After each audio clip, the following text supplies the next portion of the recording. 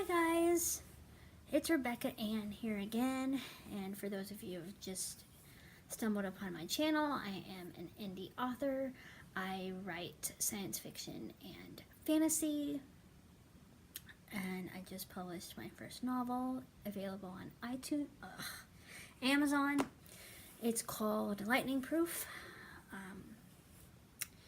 I will have a photo of it at the end of the video.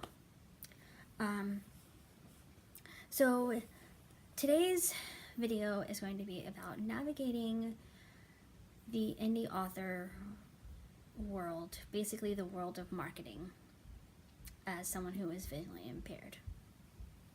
And when I started this journey, I told myself that I wanted to do as much of this business myself as I could.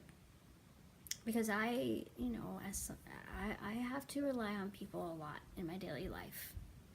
And I wanted to do, I wanted to do this myself. But it has come with some challenges that I'm going to talk about. And some of these are going to be personal preferences, and some of these are going to be in the form of inaccessibility. And I'll start with the inaccessibility ones first. So the inaccessibility challenges that I have come across is, first off, trying to build a website. Okay. A lot of website builders out there are drag and drop. A lot of them are. And that's hard. For someone, I find it very, very difficult because I can't see exactly where it's, where I'm dragging it to. I do use a screen reader, and a lot of these website builders, including the one that I built my website on, is not accessible with the keyboard. I have to use the mouse. And I would love to be able to use the keyboard and build a website. It's just, and people that,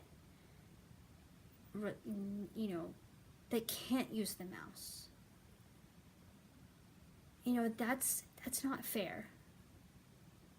If they want to be able to build a website themselves, they should be able to. I should have been able to build my website without having to use the mouse and,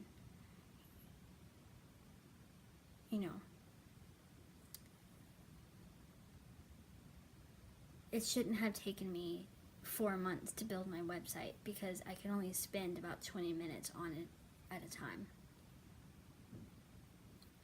And, and of course I can always get, someone to help me and,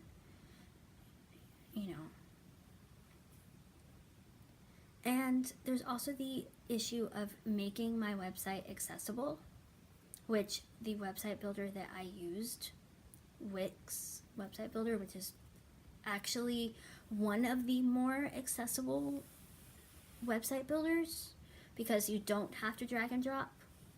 You still have to use the mouse, but you don't have to drag and drop. It was a learning curve, but it was actually fairly easy to use. But it's still inaccessible because not everyone can use it, and that's not fair. But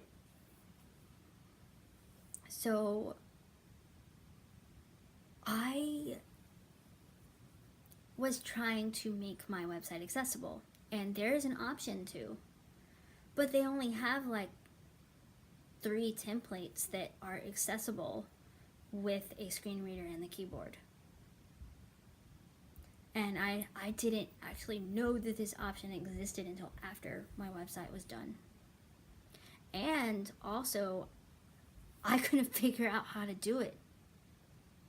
Like, I had no idea what to do. It was a very visual process. So when you can't, and so I just had to leave my website the way it is, and I'm just hoping that it's accessible, and I'm gonna actually test it out. But I'm hoping that it's at least a little bit accessible, because I could not figure out how to make it accessible.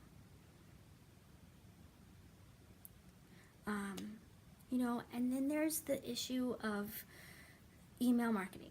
Okay, I tried MailChimp. I made an account, because that is like the email service to use among indie authors and other business, people. But again, drag and drop. Not accessible. I spent like a week straight for like 4 hours a day trying to figure it out. And I just finally gave up and deleted my account, because it was just, I just couldn't do it. It was just too hard. And so I ended up using, which actually works out really great, I ended up using the Wix email marketing service. And that is not drag and drop. You still have to use the mouse, but it's not drag and drop. So that's a little better. I mean, I wish that I could use the keyboard. It's just, so, I just had and then there's the, the choice of, do I go to a social media site that I really don't like, but everyone is on there, and I'll just go ahead and say I'm talking about Instagram. Like, do you go on a social media site that you don't really like just because it's popular? Or do you stick to what's comfortable and accessible? Twitter is both. Twitter is mainly, it's accessible. I don't have to post a picture to post on Twitter, I mean, that's not to say I don't, I like, getting on Instagram every once in a while and, seeing the videos on there, the stories, the videos that people post, but, I resisted Instagram for a long time. And finally I figured out, oh, okay, I can, make a very simple picture. I can go on Canva, find the writing business card section, and I can, pick a color, and write out the text, like say I'm doing say I'm gonna announce a new video. Well, I made a little picture, it's like a business card size, and I put new YouTube video link in bio. That's how I do it. That's how I, to make it easy, because for me, posting Instagram is not about the pictures. It's not. It's about the text. It's about what's underneath the picture, which I would just go ahead and tell you. And those that use voiceover, please, and are on Instagram, please correct me if I'm wrong about this.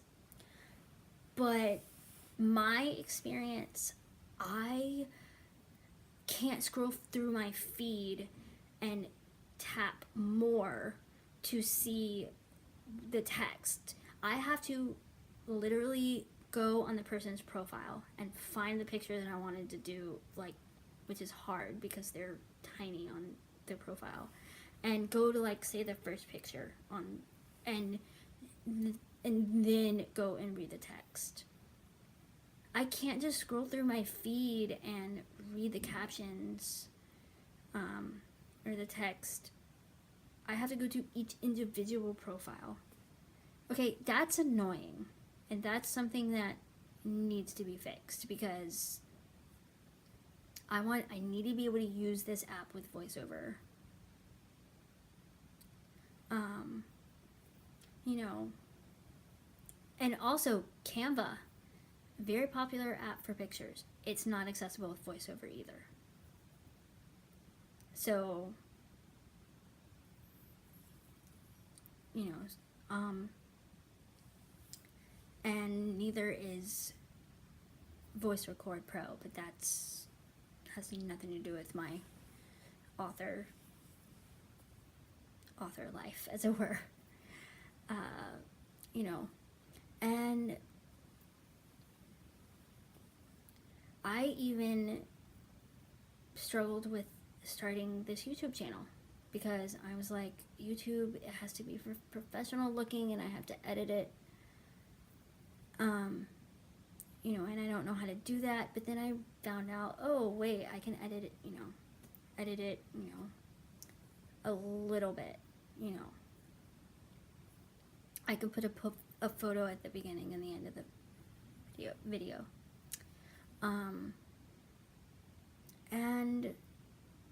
But iMovie, which is what I use to edit with, iMovie is not really accessible with voiceover either. And if I'm wrong about that, someone please tell me, because I have tried it and it doesn't work. I have to turn off voiceover to edit my videos, and that's kind of hard, which is why I only do the very basic editing, because I don't want to spend an hour editing my videos.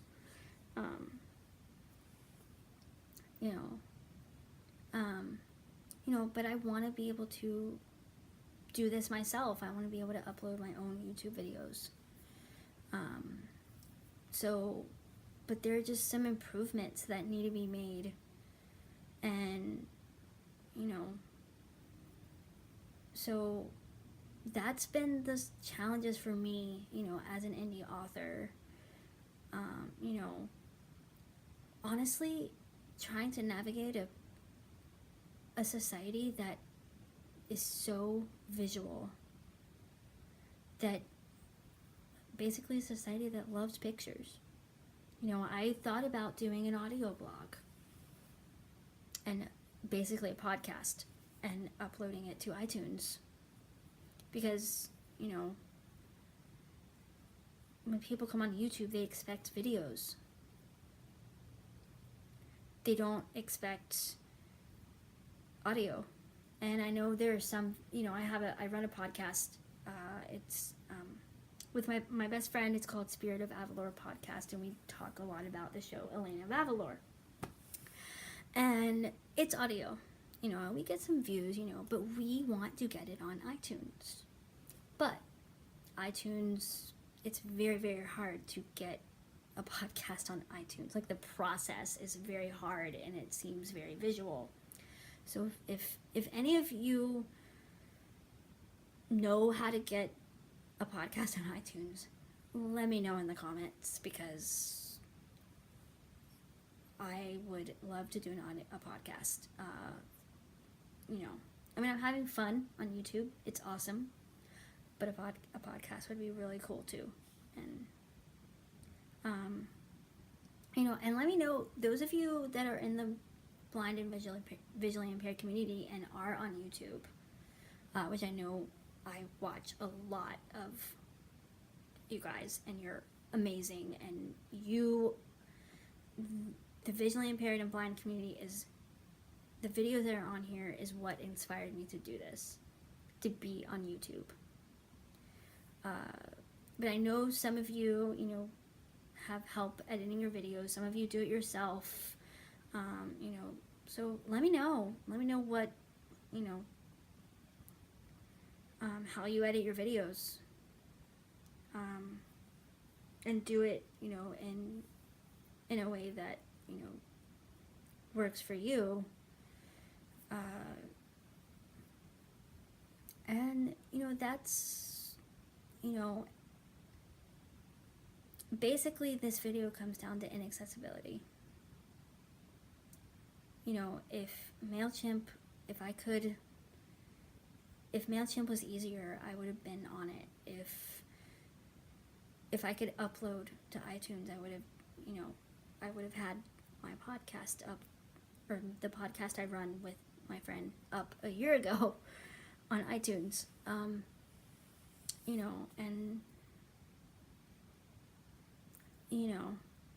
also just, making that decision to go to Instagram, and but it needs to be made a little bit more accessible, because it would be so much more fun if it was. And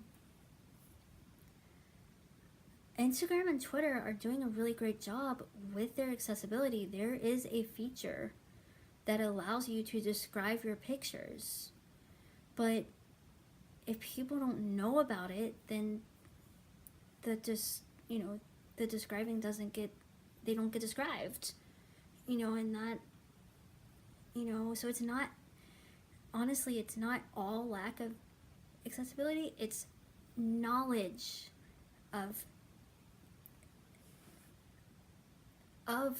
steps towards making something accessible. Like, you can describe your photos on Instagram. Now, same on Twitter. I personally don't, because I make such simple pictures that they're not even pictures. They're like business card type pictures, because I have what's written in the business card in the caption, the text, so I don't, but people that post like actual pictures, I mean, describing them, it helps a ton. Like, it really, really helps a ton. And also, speaking of YouTube, there is for those of you that are on YouTube, and the video calls for it, you can add audio descriptive to your videos if you feel that it needs it. If there's a lot of visual stuff, like I personally, videos that have just music and like shots of, stuff and no audio, that would be the perfect place for audio descriptive. And audio descriptive is where someone is describing what is going on screen when there's no dialogue. Like, if I were to have like a shot of like a city and just music and no dialogue at all, that is when, audio descriptive comes in handy. Or like going to a movie when there's no dialogue and just action. That's when audio descriptive, that's when someone is describing what's going on screen. And that is YouTube videos. I've seen a couple YouTube videos that have been described, and they are amazing.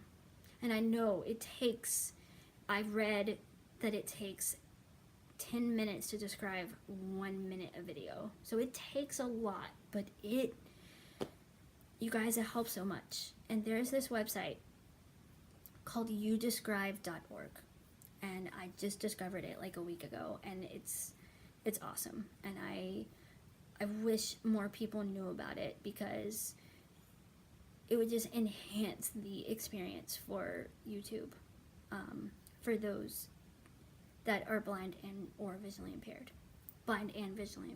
And I just encourage everyone to, to go check it out. And if you can describe your own video, that's awesome. Like, it would just be so awesome, and it would be helping a lot of people be able to enjoy your videos.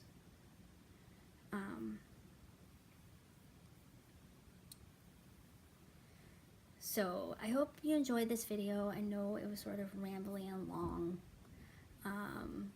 And again, you know, these are just my, you know, my thoughts and my journey, you know, and everyone's journey is different. And I don't mean just writing journey, I mean just the journey of life. And so I hope that people, you know, find, you know, some inspiration, and I hope this video was a little bit informative. And that is all for today, and I will see you guys next week. Talk to you later.